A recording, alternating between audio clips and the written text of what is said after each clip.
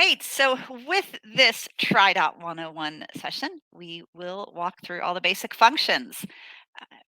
Keep in mind, you won't learn everything today. We want you to get used to using the program for a couple weeks, and then you will get an invite to join for TriDot 201. Don't pass that up. In the TriDot 201 session, we go a little bit beyond the basic functions and we talk about the extra features. So definitely keep an eye out for that invite in a couple of weeks. And then along the way, during your training, it is normal to have questions. We really encourage athletes to share their questions with us. On our I Am TriDot Facebook page, we have our coaches and ambassadors that are there to answer questions. And then you'll notice on almost every page, whether you're logged in on the computer or on the app, there's a red support button. When you click on the red support button, it does take you into the answer bot. So you're welcome to type a question to see if that question already has an answer, or you can just click the red button to get in touch with us directly. You're always able to leave the support team a message, or Monday through Friday, 8:30 to 1 Central Standard Time, there's also the opportunity for live chat. I've shared with athletes over the years, eh, the athletes that ask more questions, especially within the first couple of weeks, enjoy the program more because they do have a better understanding of how it works. So never feel like you are asking too many questions. All right, what we're going to do first is we are going to walk through the areas of the site that you want to become familiar with before you start to follow the training. We're going to come over to the left-hand side on this gray sidebar. At the top of the gray sidebar, there's three numbers in circles. These are what's known as your TriDot scores. A TriDot score represents your individual fitness ability on a scale of 0 to 100. So when you log into your TriDot account, you are going to see TriDot scores generated for your swim, your bike, and your run ability. Now, the initial scores, they're only based upon how you answered those questions when you onboarded. If you recall when you onboarded, we asked you to provide us with a estimate of what your thresholds were in each discipline. So that threshold page is the first page I want to review with you. We're going to click on the train tab and come down to the threshold history page because it's on this page where you can click through swim, bike, or run, and you'll be able to see the data you entered. For example, you'll be able to see the time you gave us for your 5K. This is a page that you're going to be visiting often. The threshold history page is what drives your training zones. So, as a new athlete, your training zones are only based upon that estimated data that you gave us when you onboarded. As you progress with the program, the system's going to build in threshold testing days for you approximately every fourth week. You're going to see those appear on your schedule in lieu of a training day. You go out, you complete the individual test, you come back to this page and you add in the new result. And it's kind of fun because every month that you test, you get to see how your fitness ability is changing. Your TriDot score will change, but more importantly, the system will regenerate your training zones. Yeah, I've always said in a perfect world, every month I'm going to test, I'm going to get faster, and my TriDot score is going to go up. But over the years, that's absolutely not the case. If you were to look at my personal account, my TriDot scores definitely look like a roller coaster. You can see the seasons where I was really consistent and doing well with my training, and you can see the seasons where training had to take a little back shelf to everything else that was going on in my life. But what I've never done is I've never passed over the tests. If I've lost fitness ability, then I want the system to generate the training zones based upon my new fitness ability. Now, I'm going to show you guys here in a few minutes when we're on the daily schedule. If you don't want to wait till your first scheduled round of testing, I can show you here how you could take the next couple of days and turn your training days into testing days if you want to make sure that the data on this page is accurate. When it comes time for tests, just click the red support button. You can enter bike test, run test, and it will pull up the exact instructions for you. So, visiting the threshold history page, that's the first page to review. The second area that you want to review is adding in any races. As a new athlete, the system did generate a schedule in a developmental phase. But if you've got races that you want to add to the system, get those added so the system can regenerate the schedule around all your races. And there's two ways to add races. The first is you can come down on this left gray sidebar to your Race X button, click on Race X, click the pink Add button at the top right hand corner. Or if you're on your weekly view and you're looking at your week and you want to add a race, all you have to do is click on the month at the top in the middle, and there's a little trophy icon, and that will walk you through adding your races also. So, visiting the threshold history page, adding in any races, and then the last area to check out before you start to follow your training is down here at the bottom by your name on the left gray sidebar is a settings wheel. Click on the settings wheel and go through all of those tabs. Make sure that your data is entered and accurate for your profile, account, and preferences page. You'll want to give us permission to pull in your heart rate data. You can add in your bike gear. And if you haven't done so already, you can form a connection with your devices. All right. So before we jump over and start talking about the actual training schedule, I'm going to come back to Dialpad. If you've got any questions about those three areas, go ahead and type it into the chat box and I'll get those answered before we continue. I will share about the threshold tests. Many athletes, we have a love hate relationship with them. These are individual tests that are completed at your all out race pace. The swim test is always going to be an all out 400. You rest and recover and swim an all out 200. And those are the times that you're bringing into the system. The bike test is going to be very dependent upon your setup.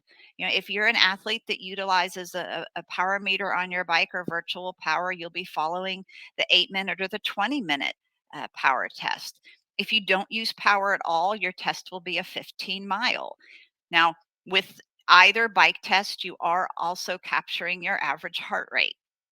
And then the run test, it's going to be a 5K, and you will be capturing your average heart rate for that also. All right, I don't see any questions so far, so let's continue.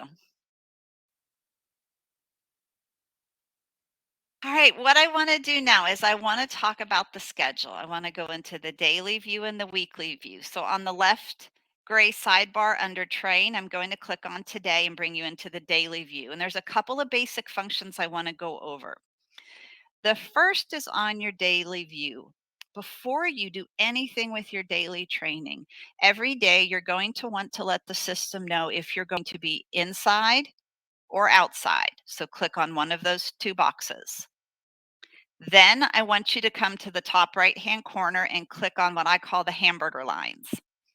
Some athletes will call them the pancake lines. Come into the system, a pop-up box comes up. You're going to click on the start time. If you would, please share with the system the correct time of day that you plan on starting your workout. Now, most athletes will be working out from the home. Uh, that's the account address that you gave us in your settings. If you're traveling, click the drop down arrow and choose current. That's going to pull in your current location. And the reason why we asked you to update your start time and location is on the back end of TriDot, we have an environmental feature that looks at temperature, humidity, and how high above sea level you are when you're going to be completing that training. When you guys join for the second phone call, this is one of the features we're going to dig into a little more. What I just want to get you in the habit of doing is updating this information every day before you start your workout. Now, on this pop up box, you'll also be able to move your sessions or copy your sessions. If something happens and a data file didn't sync, you can manually upload a data file. And then we have this perform assessment button. So if you were an athlete that just took a guess at what your thresholds were and you want to take the next couple of days and go out and complete each test, all you have to do is click the perform assessment button. And what's going to happen is it's going to swap that training day for a testing day. Beneath that, we've got two icons, push to Garmin. The majority of our bike and run sessions do have the ability to be sent over to Garmin Connect, and Garmin Connect will populate your watch with the workout. It's called pushing a workout. So you're welcome to do that. If you want to download your workout to your computer, just click the download button. We give you four different file formats to choose from. And once you pick that file format and you click the export session, it's going to take the workout and it's going to put it in your computer's download file folder so you can use it elsewhere. An example of this, every now and then I will get on Zwift. I know from Zwift instructions over the years that they use the ZWO file. So I'll export the ZWO file, and then all I have to do is drop and drag it over to my Zwift workout file folder. Then when I get on my smart trainer, the workout's there and ready for me. Underneath those two buttons, you have the manually complete. I call this my just in case of emergency button. If you're ever in a situation where you completed a workout, but you don't have a data file, you're welcome to just come in and mark your session manually completed. Now, with your workout, I always recommend that new athletes check out their workout the day before. Sometimes this can be the area that has a little bit of a learning curve. So if you look at your workout the day before and you need help, that just gives you plenty of time to post a question for our coaches or ambassadors to answer on the Facebook page or click the red support button. If we have a video or an explanation for a drill, the drill will be underlined. Just click on the drill and that video will pop up. And then at the bottom of your day, you've always got your training zones to check out. And keep in mind, those training zones will shift every time you enter new data on that threshold history page. And they could shift based upon the different environmental conditions. So always check out your training zones before you go out for your workout. Now, on the left gray sidebar under today, we also have the calendar view. Now, I really like the calendar view. The calendar view gives you a glimpse of what your week looks like from Monday to Sunday. And in a perfect world, we're going to be able to follow the schedule exactly as it's prescribed. But we all know it's not always a perfect world when it comes to our training. So I want to show you how you can make adjustments if you need to. If you're looking at your week and you know you have to move some sessions, we have the drop and drag feature. So you can come up from underneath a discipline and hover over the icon, left click, and you can drop and drag that and move that session. Now, the drop and drag feature is when you want to move sessions within that week. Okay. If you start getting into the training and you need to make some changes permanent, I want to show you how to do that. There's the hamburger lines at the top right hand corner, also of the weekly view. You can go into your schedule. You can click advanced schedule customization. And from this pop up box, you can also drop and drag. Now, dropping and dragging on this page will make the change permanent starting the next Monday. And based upon your data, there might be some sessions that you won't be able to place next to each other. You can also click on the hamburger lines and you can go into your individual number of sessions.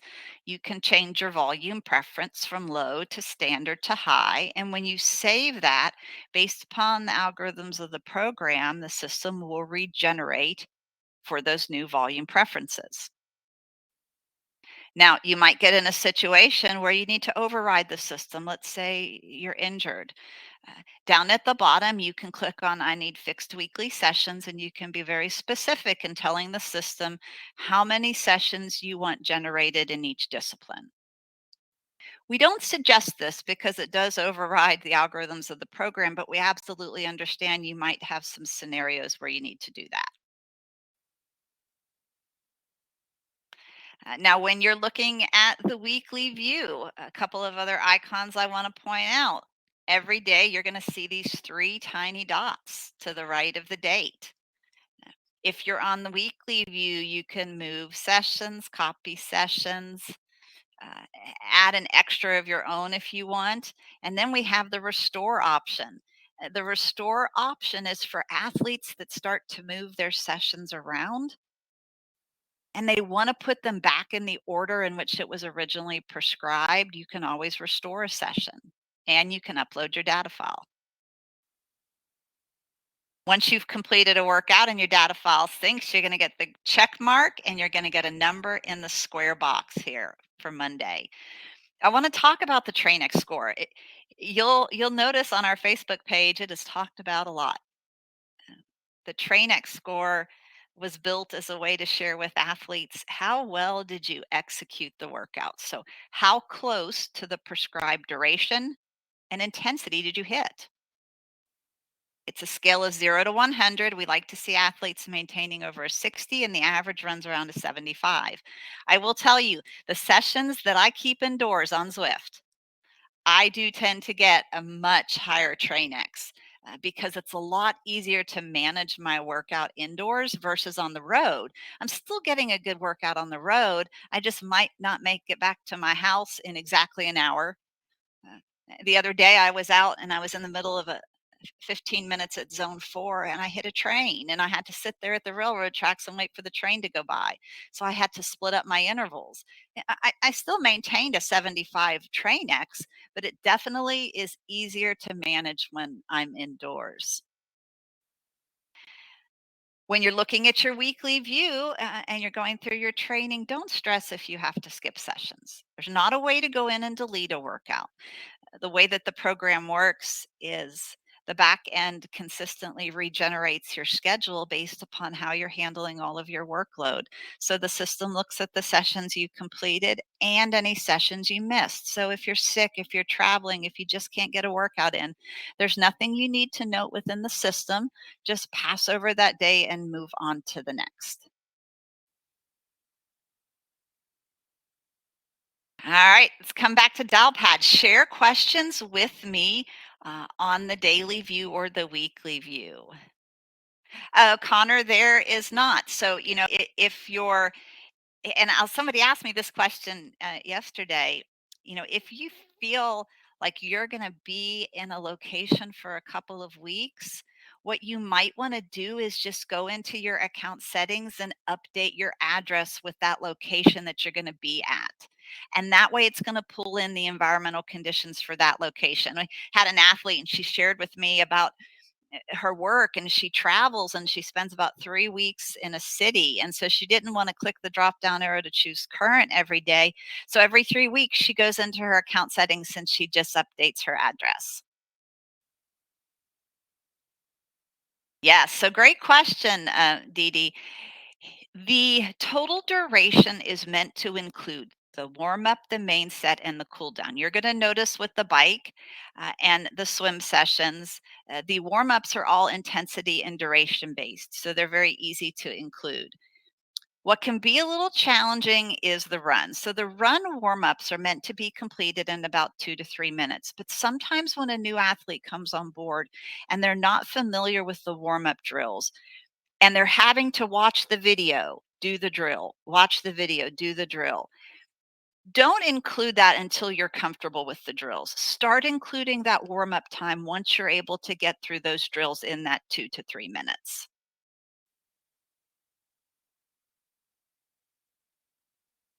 All right, so let's come back over. I'm going to take you back here to the left gray sidebar. We talked about the train tab. You're going to find that's where you spend most of your time. If you're utilizing one of our coaches, your coach will be listed under Engage and you'll connect directly with them from your daily training schedule. When you join me for the second phone call, we'll talk about how you'll be able to unlock different charts and graphs that you're going to find on metrics and diagnostics. And then we're also going to talk more about the RaceX button because not only are you using RaceX to add in your races, but it's a tool that you'll use before race day to make sure that you have your proper race day paces based upon how you've handled all your training. So when you join for that second phone call, we talk about RaceX, metrics, and diagnostics. We'll come back to the schedule and go over some of the extra numbers and icons that you will have started to see. and then we will dig into the environmental features. So I really encourage you, when you get that invite, definitely jump on board for that second phone call. Okay, what I want to do now before we finish is I want to show you what all of this looks like when you log in on your phone on the app. Of course, it's a little more compressed, but when you're on your daily schedule, you'll still be able to click indoor or outdoor. You're still going to have those hamburger lines at the top right hand corner. You'll still be able to scroll down and click on an underlined word to pull up the video, and you're still going to have your training zones. Now, at the bottom of the app, you've got this little calendar icon where you can get to your daily or your weekly view or your threshold history page. The runner icon will take you into your RaceX. You'll be able to access the charts and graphs and metrics and diagnostics. And then you have the profile icon. Now, with the profile icon, you can go in and update your profile. You can click on account, preferences, permissions, gear, connections, everything that you were able to view by clicking on the settings wheel when you're logged in on the computer, you'll click on the profile picture. And then when you're on your weekly view, you also have the opportunity to go into your settings to change your individual number of sessions or your schedule. Two things that you cannot do on the app that you can only do when logged in on a computer. Remember, I showed you that drop and drag feature from the weekly view? You can only drop and drag when you're logged in on a computer. Second feature you can only do when you're logged in on a computer is go into your settings, visit your account page, and update any card or billing information. You're also going to notice, just like you see when you're logged in on the computer, there's always going to be the red support button. We post it everywhere just because we want you guys to come to us with any of your questions. All right, so that draws the orientation to a close. Any other questions you guys would like to ask, go ahead and type those in and I will get those answered. Uh, New athletes, a lot of times they come on board and they start to listen to our podcast, and they start with the most recent podcast and they go backwards. I feel like there were a few podcasts that we rolled out when we started our podcast series that are very beneficial for a new athlete to listen to. Our founder and CEO came on a couple of them, and he gives a little background information on how TriDot was built and a little insight to the analytics. And so, here in a few minutes, I'm going to send you guys over an email and it's going to have the link to those podcasts. If you haven't listened to those yet, definitely check those out before you start with your training. In fact, anytime you can listen to the podcasts with our founder and CEO, it's always very interesting. Uh, he was analytics engineer and a triathlete, and how this program was built. Originally he used to do individual analytics for us on an Excel spreadsheet. We didn't roll it out as an online program until 2012. And so he's kind of the mastermind, the brain behind it, and it's always exciting to listen to him talk about it. And one other thing I will share with athletes, if you ever have a suggestion or feedback on the program, please click the red support button and send it our way. We have a number of our developmental team, and they're also triathletes, and we send it right over to them. And many of the features that we've launched over the years come from suggestions from our athletes. So please feel free to send them our way. All right, it looks like that is it for the questions. So once again, thank you all very much for joining. Keep an eye in your inbox for my email, and then please share any questions with us. And then I'll talk to you in a couple weeks on the TriDot 201 call. Thanks, everyone. Have a great day.